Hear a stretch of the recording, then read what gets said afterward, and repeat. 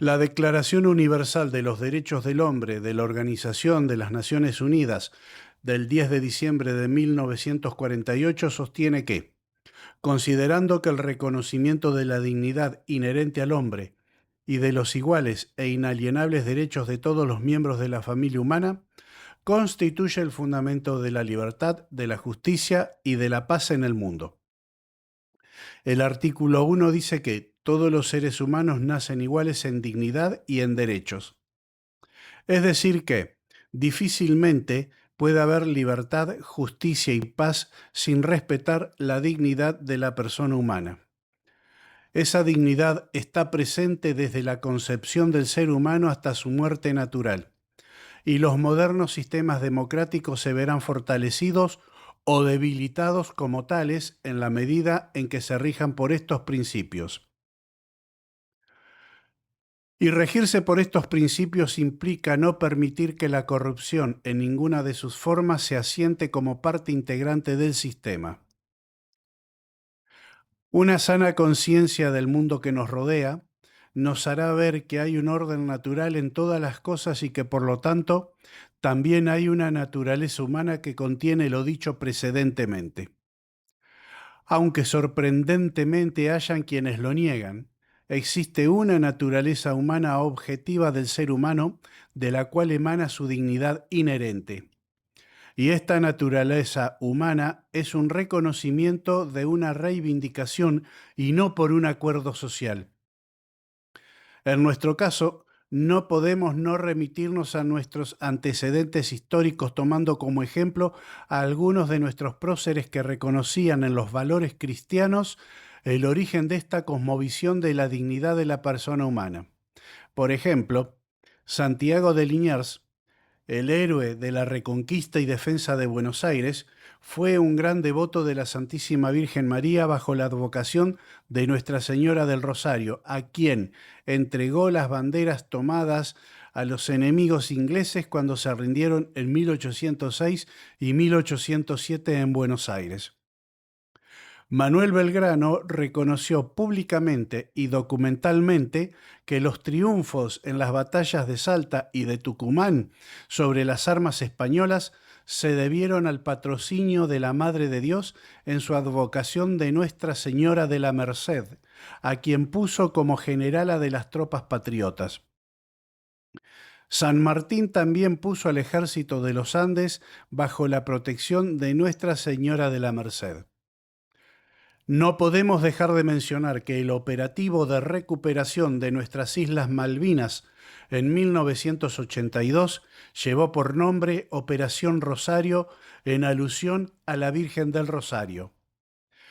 Pero volviendo, la palabra dignidad alude principalmente a un cierto privilegio o excelencia por el cual algo o alguien se encuentra por encima de otros seres debido al valor que le es propio. De este modo, a la persona humana le correspondería una singular dignidad por la que se encontraría sobre el resto de las criaturas, siendo así que cada hombre poseería un valor único e irrepetible, más elevado a los demás seres del planeta. La experiencia nos muestra que hay algo en común que tienen todos los seres humanos y que hace que se distingan del resto. Ese algo es lo que llamamos naturaleza humana, que es lo que hace que una cosa sea eso y no otra cosa. Por eso, es importante leer en las actitudes de las personas en qué patrones comportamentales están parados y estos a su vez a qué principios o valores remiten. Las personas altruistas se caracterizarán por tratar de ser mejores y de mejorar su entorno, viviendo de manera tal que su comportamiento y compromiso ante los demás sea de servicio, colaboración y respeto. En cambio, por el otro lado, las actitudes egoístas, mezquinas o avaras ponen en evidencia a aquellas pobres personas que humanamente poco o nada tienen para ofrecer y se limitan a hacer carrera y encumbrarse en niveles de poder con el único objetivo de obtener privilegios y beneficios a costa de los demás. Pobres seres humanos que creen que los títulos, los honores o las jerarquías los eximirán del juicio de la historia o pretenden ignorar a los juicios éticos. El buen uso de la inteligencia, la libertad y la responsabilidad son una característica de las personas que se trascienden a sí mismas y mejoran el mundo. Ya que el intelecto humano es capaz de dedicarse a una actividad práctica en busca del bien del hombre en cuanto tal, esto es, en cuanto a moral, o del bien de tal o cual artefacto, es decir, la técnica.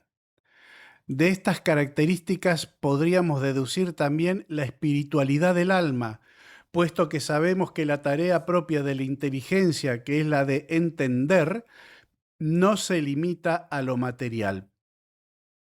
Nuestra inteligencia puede trascender lo material, lo medible, y captar conceptos espirituales, inmateriales, como el concepto de justicia y de dignidad. Sumado a la inteligencia, referimos ahora a la voluntad, que es la potencia humana que tiene por objeto el bien y por la que podemos elegir nuestros actos para alcanzarlos. Tenemos una voluntad libre, puesto que a diferencia de los animales que actúan por instinto, nosotros somos dueños de nuestros actos, los causamos, y ello nos convierte en administradores de la creación, pero no en sus dueños. Ahora bien, debemos aclarar que dicha libertad no es absoluta, puesto que está condicionada por varios factores, como temperamento, circunstancias, herencia, familia, etc., y regulada por los bienes y las normas que la inteligencia descubre y dicta. Tanto la inteligencia como la libertad hacen surgir una tercera característica que conforma la dignidad de la persona humana y que es la responsabilidad. El ser humano es responsable, ya que es capaz de responder de sus actos, de sus consecuencias y de las decisiones tomadas a lo largo de su vida. Podemos concluir esto diciendo que todo ser humano posee esta naturaleza y que la misma es la que lo hace ser persona humana.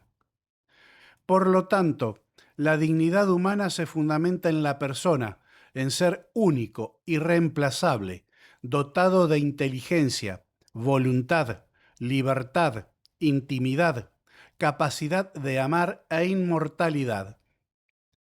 Los suboficiales de las Fuerzas Armadas somos conscientes de estas cosas como lo hemos sido siempre. Nuestra actitud fue de servicio a la patria. Siempre trabajamos e hicimos cosas grandes permaneciendo en el anonimato.